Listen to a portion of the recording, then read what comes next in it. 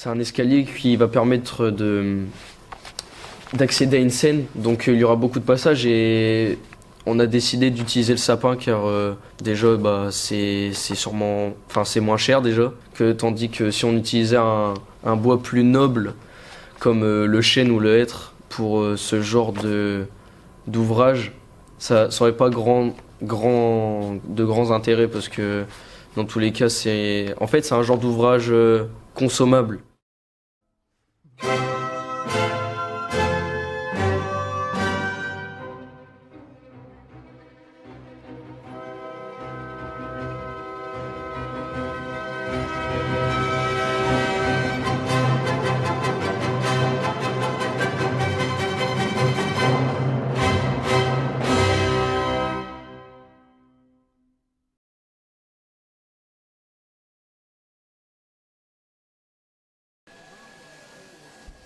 L'épure, c'est un dessin préparatoire.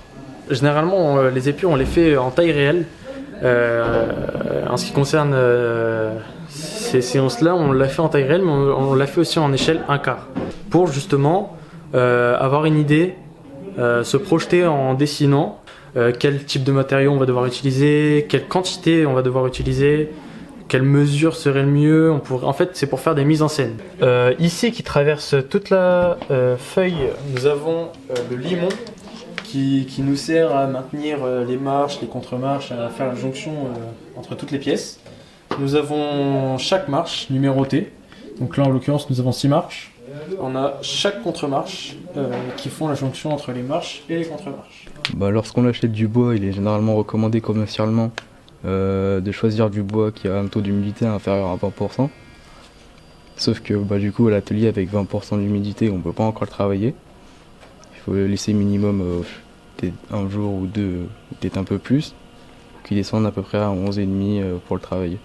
Parce que sinon si on le travaille avant, le problème c'est qu'il y aura des fissures dans la planche, dans le bois. Il a un tout petit peu séché quand même. D'accord. Dans les alentours de 11, on pourra l'utiliser.